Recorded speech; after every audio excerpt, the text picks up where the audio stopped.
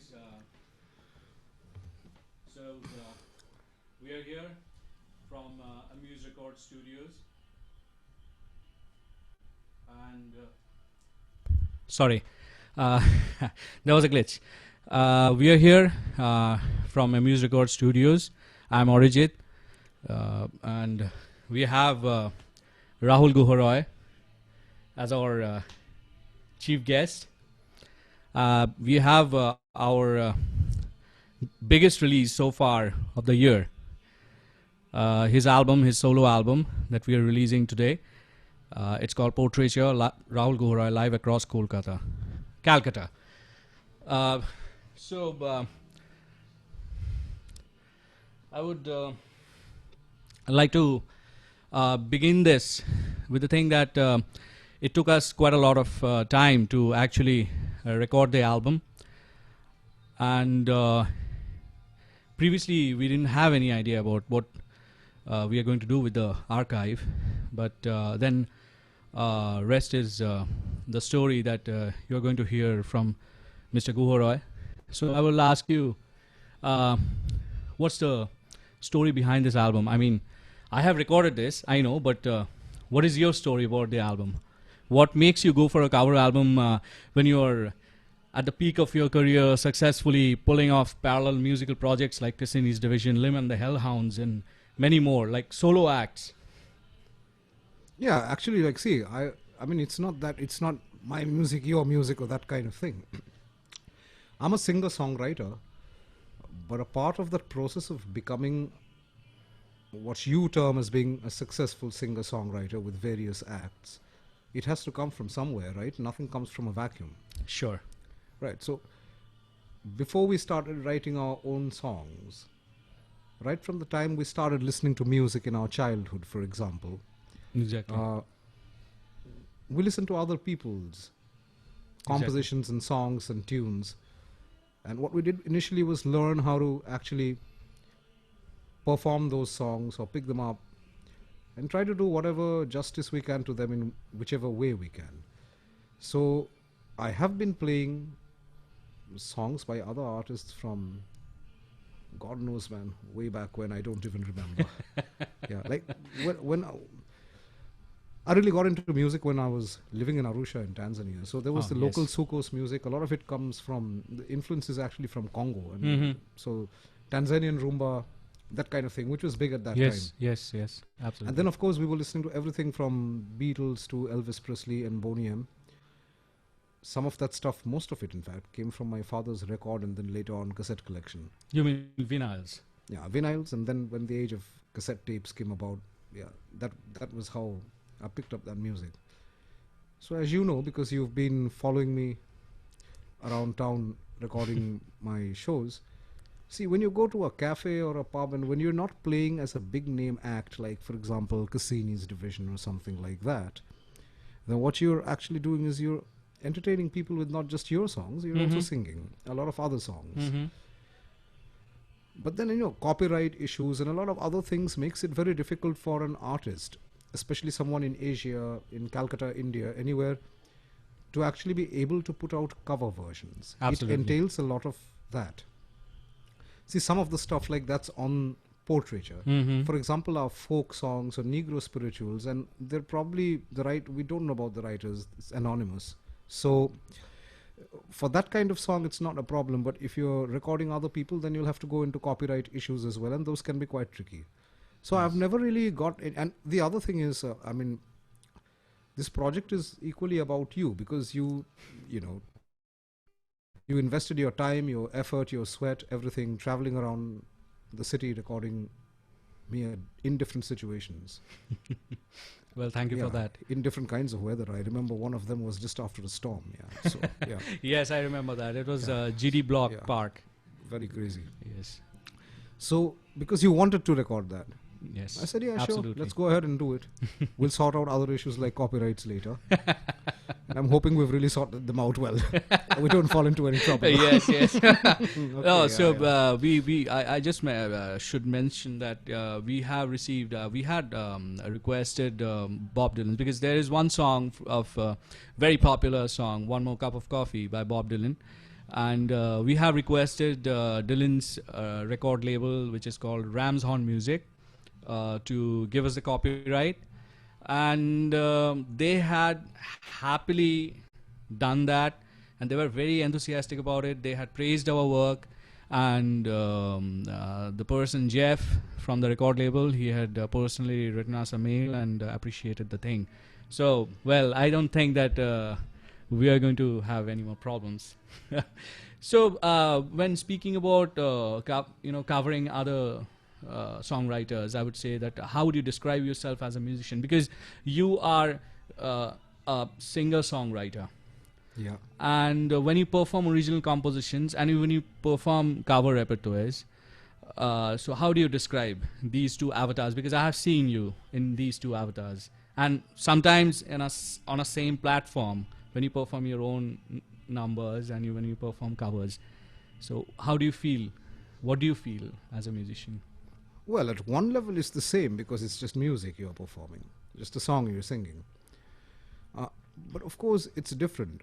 When you're the composer or the songwriter and you're playing your own tunes, so there's a vision that I have of that and Absolutely. how I want to sing that song and how I want it to sound. Absolutely. What I try to do with covers is not be imitative. You see, my approach is, I mean, suppose it could be anybody you're covering or anything. Mm-hmm. You could be singing an old folk song like 500 Miles. You could be covering a tune by Bob Dylan. Absolutely. Or you could be singing Stevie Wonder or whatever. I just try to do it in a way that preserves the essence of the original song, but without trying to, be a copycat or a mimic and trying to be that other person, because the only person we can be is ourselves. Oh, that's nice. Yeah. So, yeah, that's the approach. I mean, I just sing them in the way that I think, it's suitable for my voice or whatever guitar playing skills I possess, because I actually perform mostly with either an electric or acoustic guitar. So that's the approach I take with this whole thing, Okay.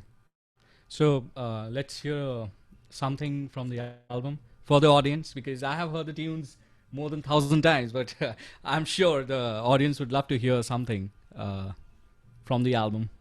Something from the album, yeah.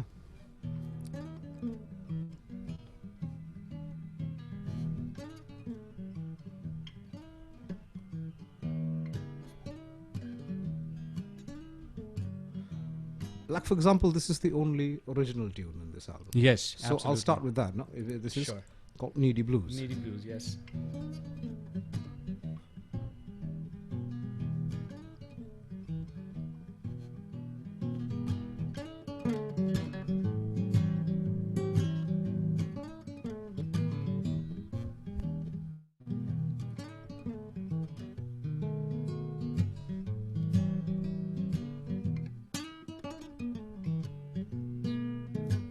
I've got that feeling, I've got them needy blues. I've got that feeling, honey, I've got them needy blues. And if you look inside you, baby, you'll find you've got that same blues too. I've got that feeling, I've got an aching head. I've got that feeling, baby, I've got an aching head. I got that lonesome whiskey bottle lying on my bed. I've got that feeling, the late evening studio blues. I've got that feeling, that late evening studio blues. If you look inside you, honey, you'll find you've got the same blues too. And I have that feeling back at the backstage blues. Yes, I have that feeling back at them backstage blues. And I tell you what, I had them at Caramel Cafe too. 'cause we all get that feeling, we all get them needy blues. Yes, we all get that feeling, them backcountry blues. And if you look inside you, baby, yes, if you look inside you, baby, you'll find you've got them same blues too. Fantastic. So, yeah, and this song has two different versions on the album. One is with the band, which is completely different from what you have heard. This version is also there. It's complete acoustic version, which is the very subtle kind of thing, which is very southern cowboyish feel. Other one is very rocky, bluesy feel that has all the punch. Yeah, that's like me trying to be John Lee Hooker, Yeah. but ending up becoming like myself. No, that's. Yeah. So moving on with this, what is you think is special about this album for the audience, according to you? Right, yet another side of Rahul Guha Roy. I do many things, and it's always hard for even me to catch up with what I'm doing, you know. So most of the people who know me primarily know me as a person who writes my own tunes. Okay. Some other people, of course, know me as a big Bob Dylan fan, and he's like really influential. Yeah. So that's there, of course. And why don't you just, like look at it this way, that it's a way of looking at how, how I look at other people's music and what it does, more importantly, what it does to me. Exactly. Whatever songs I've put on the album, the interesting thing is I've chosen songs that I like. Uh-huh. Yeah. Whatever I can relate to. And there are different kinds of music on it. There's like just, there's a blues. There are old folk songs. Yeah. Uh-huh. Yeah, and all of Sure. that. Yeah, so the thing is that if you want to know what else I do apart from writing songs, this is a good way of finding out what I do. So it took almost 1.5 years to finish the recording, Yeah. and it's releasing now. So, I mean, how do you feel about it? Because I think for your last 27 years of career, you have been doing sessions work, recording for yourself, your band, different bands. Yeah. And I don't think that it took this long to record an album for you ever. So how do you feel about Yeah, that? sure. But that's because even if you're going to record someone live across a city, it's going to take some time, right? Because you have to go to different venues. And, it's not that I'm a very big rock star and I'm performing every day at some, this isn't Las Vegas. So, yeah, whatever. I mean, if you notice one thing, the interesting thing is that you're lugging this equipment and going around different places in different situations and you're True. recording them. True. Just like in all my life, I really hate the recording process to begin with. I like being on stage playing live rock and roll music. True. That's my ideal. Mm-hmm. So, to me, studios are a pretty sterile. They remind me of all the boredom of, formal education, school, college, and a 9-to-5 job. Every time I get into a studio, I'm depressed. Like, oh my God, you have got to be here for 8 full hours, and you've got a metronome running, and all of that. Personally speaking, I don't find it enjoyable at all. Yeah. So you mean to say So- that the best way to record you is to put you in a live situation and just hit the record button? That's it. Yeah, sure. I wish life was that easy, but it isn't. Yeah. And so that's the reason we took some time with this. And then, of course, we had to spend some time because what we're putting out on the album is around, I think, 9 songs, is it? Yes, 9 It's songs. about 9 songs. But we've recorded a lot more of those songs. Lot more. And I just lot needed more. some time and some perspective to go back home and listen to all the stuff that you've recorded, because you've recorded entire shows. Yes. And to just kind of pick out songs that would show the different kinds of moods and feelings. True. And that would also sow the seeds of curiosity in the listener. I just didn't want to put out 10 blues tracks or 10 country tracks or 10 Bob Dylan tracks. So it takes some time to sift through the material and actually find out, hey, what would you really like to put out for your friends and fans and acquaintances, listeners in general? Yeah. Understand. Yeah. Understand. Yeah. And mind I say that this took us 6 months to do the entire selection, because the post-production, as I really don't work on that kind of regime, that you have to do a lot of post-production, you have to do a lot of stuff, give in a lot of effort on compressing, using this, that and all. It's pretty simple, old school, but the selection process took at least 6 months for us, and we had selected, then rejected, then selected a lot of tracks, and then again getting the copyrights for one song was a really big deal, because it took us almost a month to figure out how to do it. So now again, you spoke about songs like folk songs. So there are 3 songs in this album which are in foreign languages other than English, and one is Swahili, one is Bahasa, one is Vietnamese. Yeah. So is there any special reason you included South Asian languages? Southeast songs? Asian. Southeast Asian. I'm very sorry. I'm very sorry about it. Southeast Asian languages. I can figure out about Swahili because you grew up in Tanzania. Yeah. You feel inclined to sing in Yeah, that language. I used to speak it fluently at one point of time. I don't anymore, but I mean, I think I can get the pronunciations right and get close to whatever the music was, because I heard that as a kid. Yeah, but what about Bahasa and Vietnamese? I mean, why Bahasa and Vietnamese? This is an old story. In my father's collection of, I remember it's a cassette tape. Mm-hmm. There was this album by Frances Yip. At the time I heard the album, I didn't know who she was.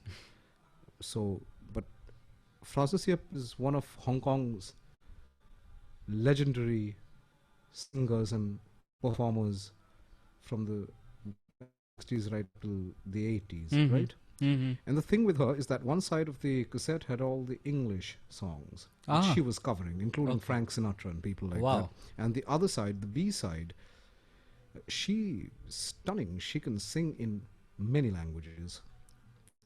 Of course, in Mandarin, but also in Thai, Vietnamese, Bahasa. Okay.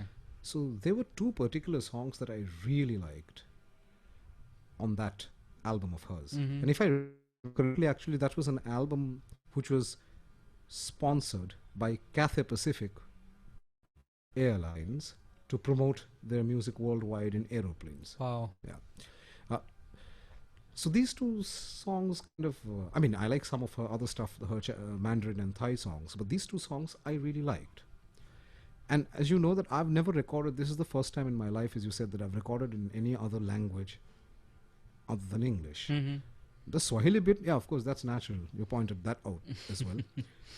But then, see, I thought that people going on from rock to Bollywood or independent Indian music or whatever, what do you record in?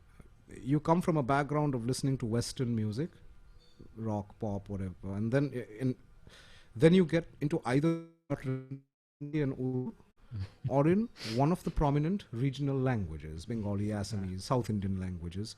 Very true. I thought that no one's really recorded songs in other Asian languages. And I thought that would be an interesting thing. Mm-hmm. It's also a part of my childhood. You see, this listening happened long before I really got into rock and roll music or anything. It's like reliving my memories, musical memories, as a kid. And let me tell you that these 2 songs were the most difficult to record, because I don't understand or speak Bahasa, or for that matter, Vietnamese. Wow. So to get a hang of the lyrics, well, I hope I've got at least 85% of that right. Only the listeners could tell them. Yeah. And only listeners who know that language could tell you that, right? Yes, absolutely. But the whole point was not even actually about exact accuracy in the language or words, but to have that feel and come closest to what the essence of that song is. And Rasa Sayange, as far as I know, is really popular all across Southeast Asia. Yes, yes. People play it in Thailand, people play it in Singapore, and these countries have different languages.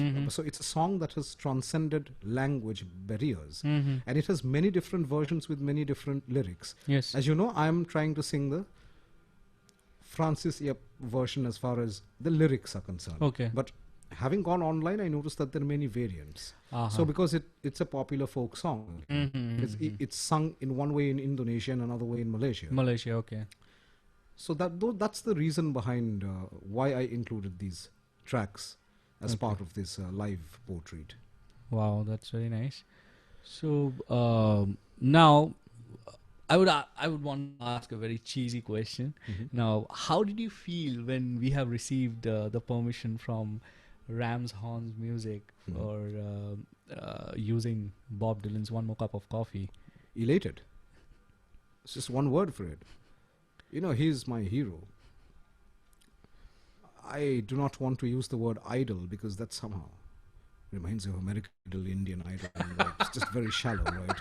I mean,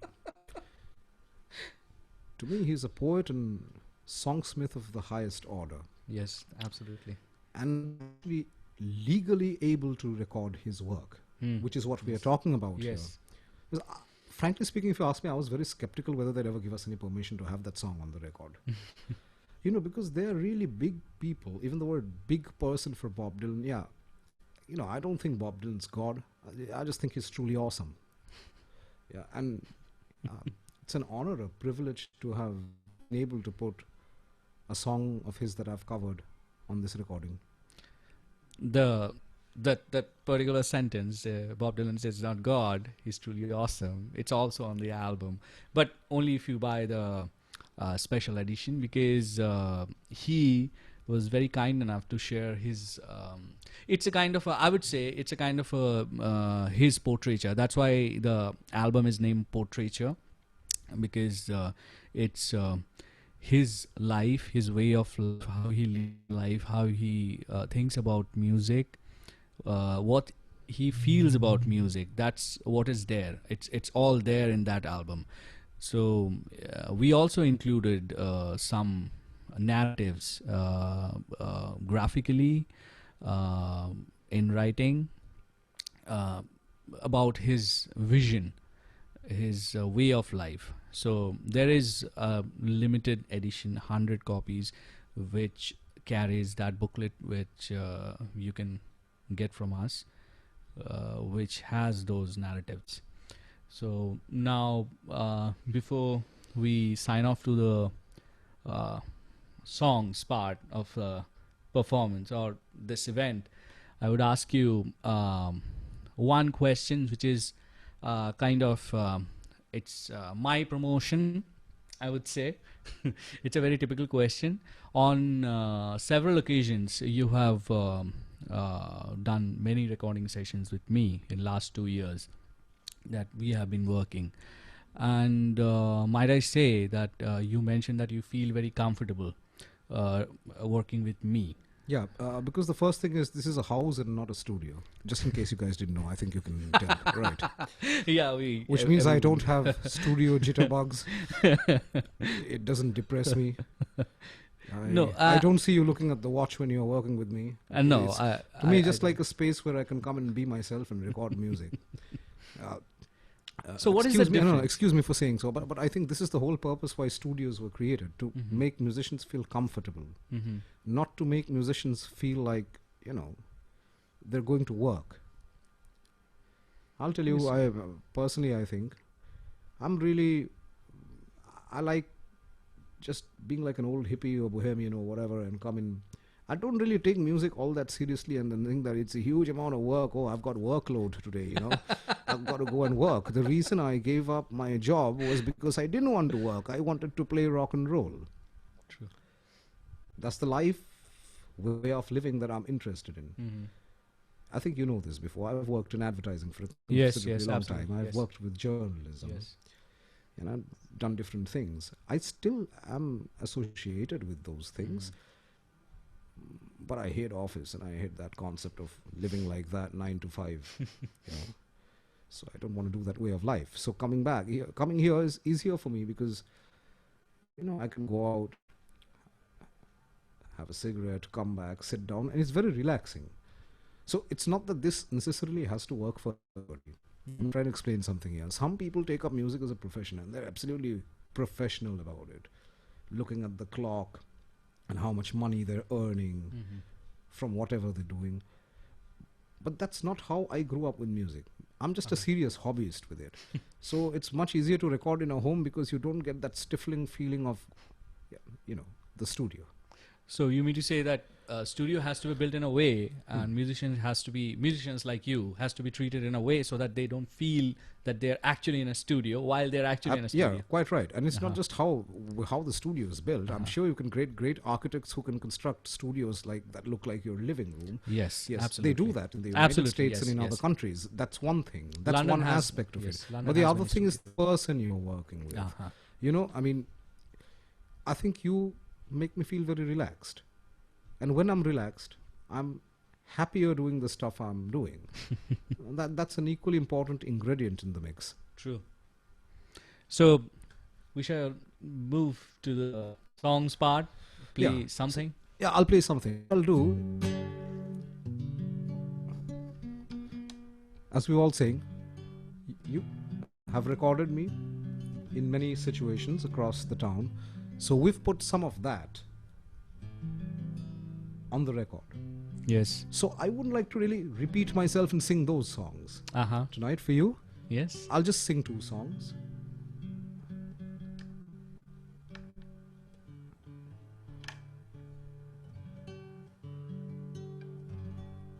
One's a Bob Dylan song. And the other is a Lumajao song. And all you folks watching there, these songs are not on the record. That's why I'm singing them for you. You can just put that many songs on a record. You can't keep piling them on. So here is the Rahul Guha Roy live experience. Just sitting down in Arijit's studio. So here we go.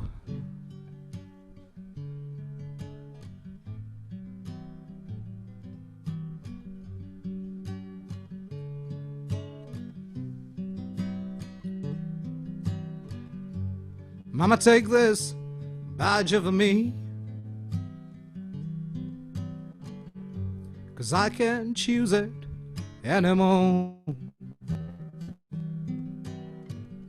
It's getting dark to darkness deep. Feels like I'm knocking on heaven's door. Knocking, knocking, knocking on heaven's door. Knocking, knocking, knocking on heaven's door. Knock, knock, knocking on heaven's door. Knock, knock, knocking on heaven's door. Mama, put this guns in the ground, 'cause I can't shoot 'em anymore. The long black cloud is coming down. Feels like I'm knocking on heaven's door. Knocking on heaven's door. When I feel 'em a knocking, baby, and I feel 'em a knocking on wood, girl. Knock, knock, knocking on heaven's door. Feels like I'm knocking on heaven's door. Knock, knock, knocking on heaven's door. Just like so many times before.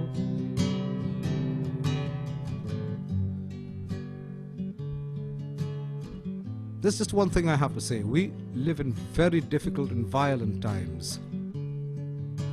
And every day there's space for tolerance, silence of the mind, pursuing the truth of things. That's somehow kind of, I guess, getting lost. And it's counting the human race its own cost, so. Mama, why this blood on my face? 'cause I can't see through it anymore. There's this feeling that I just can't trace. Feels like I'm knocking on heaven's door. You get me knock knock, you when you're knocking on heaven's door. Knock knock knocking on heaven's door. Thank you, Bob Dylan. Knock knock knocking on heaven's door. Just like so many times before. Yeah.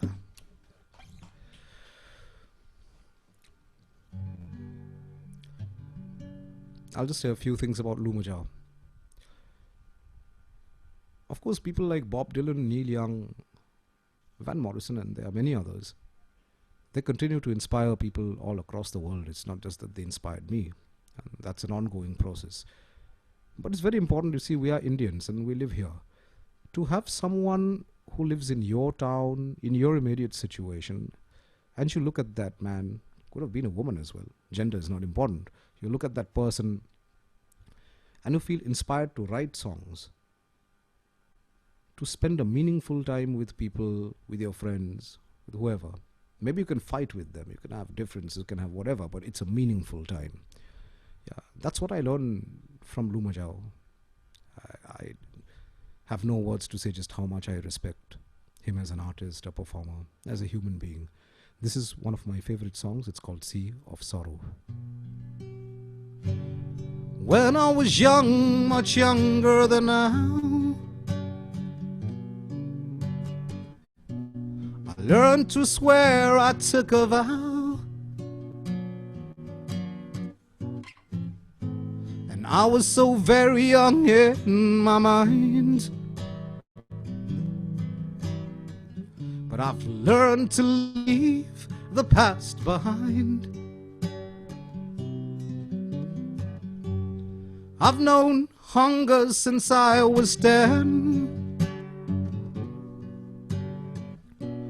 Loneliness is my good friend. I've learned to smile when I feel sad. When I see good times turning bad. 'Cause I'm on the other side now. Across the sea of sorrow. And I have seen the light now. And I know which way the wind blows.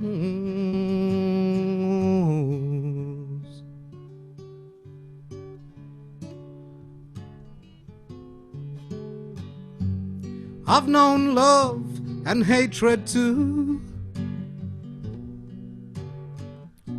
The pain when my dreams don't come true. I've learned a lot, yet there is more. With every knocking on my door. 'Cause I'm on the other side now. Across the sea of sorrow. And I have seen the light now. And I know which way the wind blows. Thank you, Lumajao. Thank you very much, all. Thanks for joining us. And we thank Rahul to be part of our studios, to be part of this entire journey, and to let us record his work. And with this, we are signing off now.